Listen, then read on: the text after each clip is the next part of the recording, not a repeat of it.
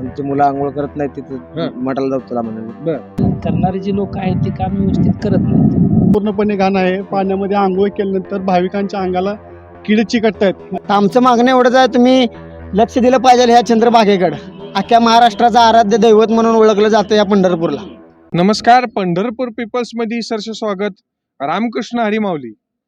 आपण सध्या चंद्रभागेच्या नदीपात्रामध्ये उभे आहोत आणि पंढरपूर नगर परिषद यांनी स्वच्छतेची मोहीम हाती घेतली होती. ते काही दिवसापुरतीच घेतली होती आणि विरोधकांनी सुद्धा त्यांना शह देण्यासाठी काही दिवसासाठी स्वच्छता मोहीम हाती घेतली होती, असा पंढरपूरकरांना प्रश्न पडत आहे. आणि जे नदीपात्रामध्ये आपण सध्या उभे आहोत, उद्या चैत्र एकादशी आहे आणि चैत्र एकादशीच्या पार्श्वभूमीवर हजारो भाविक पंढरपुरामध्ये दाखल होणार आहेत. ह्या नदीपात्रामध्ये चंद्रभागेमध्ये स्नान करून बाहेर पडल्यानंतरनं अक्षरशः घाणीचं साम्राज्य हे तो दिसून येत आहे. तुम्ही हे बघू शकता हे कशा स्वरूपात आहे.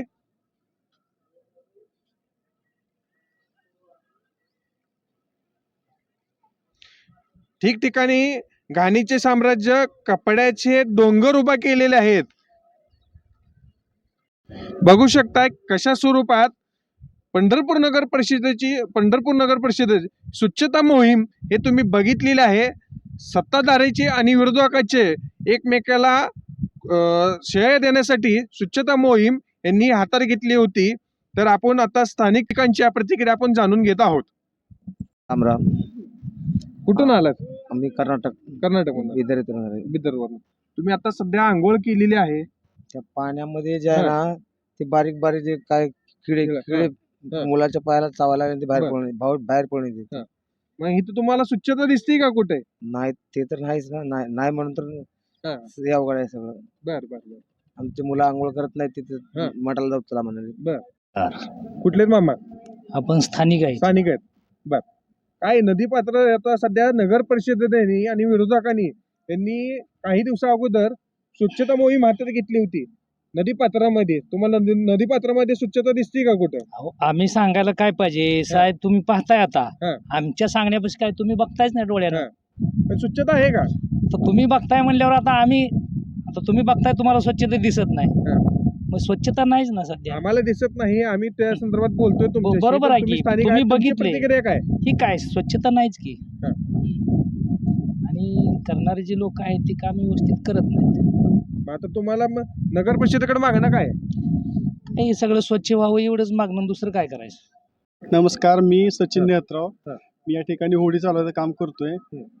दरवर्षीप्रमाणे लाखो रुपये टेंडर निघते घाणीचं साम्राज्य स्वच्छतेसाठी. पण या ठिकाणी स्वच्छता ही फक्त तात्पुरती होते.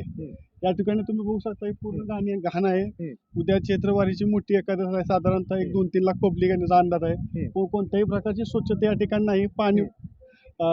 पाणी पूर्णपणे घाण आहे. पाण्यामध्ये आंघोळ केल्यानंतर भाविकांच्या अंगाला किडे चिकटतायत आणि ते किडे चिकटल्यामुळे भाविकांच्या अंगाला खाज होण्याची शक्यता आहे. भाविकांना त्वचारोग होण्याची शक्यता आहे.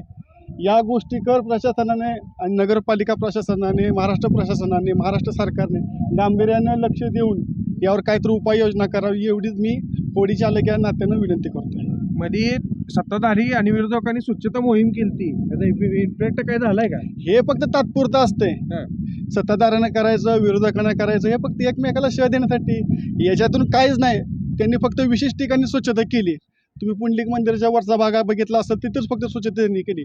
पुंडलिक मंदिराच्या खालच्या टप्प्यात त्यांनी कधी येतच नाहीत आणि आली तरी इकडे कधी स्वच्छता झालीच नाही. या ठिकाणी तुम्ही बघताय पूर्ण घाण आहे. ही पूर्ण गाळ आहे. इथे शेवाळा. या पाण्यामध्ये तुम्ही पाय घातला तर पायाला किडे लागतात, आळ्याचे करतात आणि याच्यामुळं खूप मोठा त्रास भाविकांना सहन करावा लागतो. आता ऑन कॅमेरा म्हणत होता की इथं नदीपात्रामध्ये जिथं पाणी वाहतं तिथं आळ्या झाल्या. नेमकं काय विषय? ह्या आता कसं आहे माहिती आहे का, हा जो मागं तुम्हाला दिसतोय तो निळा प्रकल्प आहे.